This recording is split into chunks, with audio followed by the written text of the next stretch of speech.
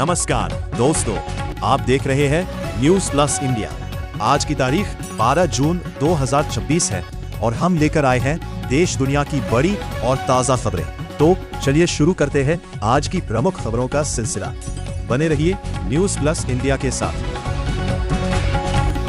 प्रधानमंत्री नरेंद्र मोदी ने नीति आयोग की बैठक में विकास, रोजगार और आत्मनिर्भर भारत के मुद्दों पर राज्यों के साथ चर्चा की। विश्व बैंक ने भारत की आर्थिक वृद्धि दर के अनुमान में सुधार करते हुए मजबूत आर्थिक आधार की सराहना की। राजस्थान के कई जिलों में जल संरक्षण अभियान को लेकर पंचायत स्तर पर जागरूकता कार्यक्रम आयोजित किए गए। जयपुर में यातायात व्यवस्था सुधारने के लिए प्रशासन ने नए ट्रैफिक प्रबंधन उपायों पर काम शुरू किया।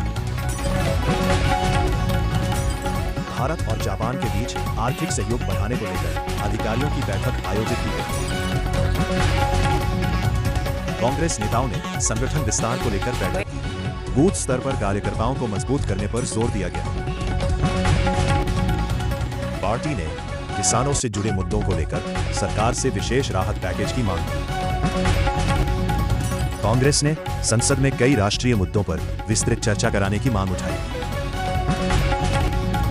संयुक्त राष्ट्र ने जल संकट से निपटने के लिए विश्व स्तर पर सहयोग बढ़ाने की आवश्यकता पर बल दिया। वित्त मंत्री निर्मला सीतारमण ने वैश्विक आर्थिक चुनौतियों का असर विकासशील देशों पर पड़ने की बात कही। भारतीय मानक ब्यूरो ने स्वदेशी बीजों के संरक्षण और पारंपरिक कृषि को बढ़ावा देने के लिए नए मानक जारी किए। रेलवे मंत्री अश्विनी वैष्णव ने जुलाई तक नया IRCTC प्लेटफॉर्म शुरू करने की घोषणा की।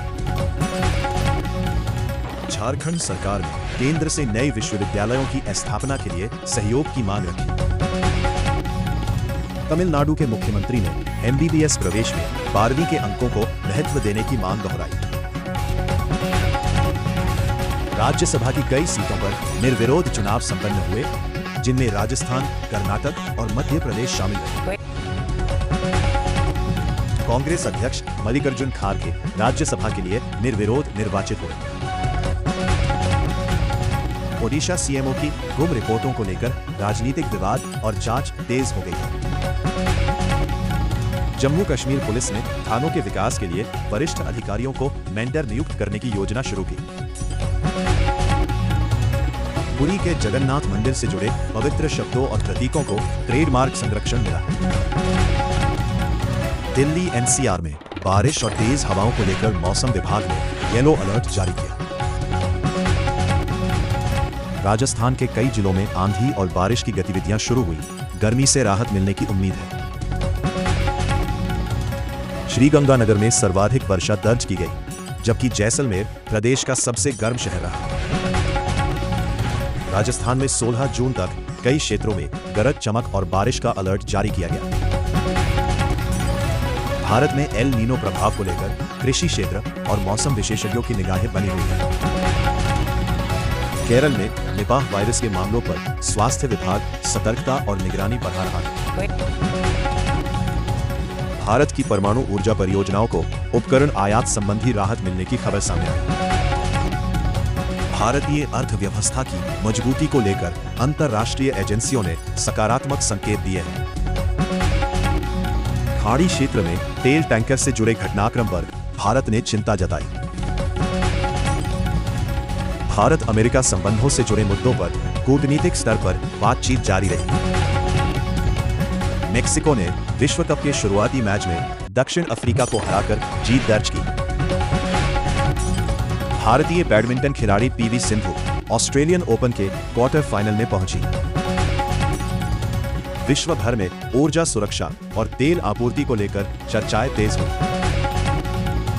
यूरोप के कई देशों ने आर्थिक सहयोग और व्यापार विस्तार पर नए प्रस्तावों पर विचार किया। संयुक्त राष्ट्र में वैश्विक विकास और जलवायु चुनौतियों पर सदस्य देशों के बीच चर्चा जारी रही।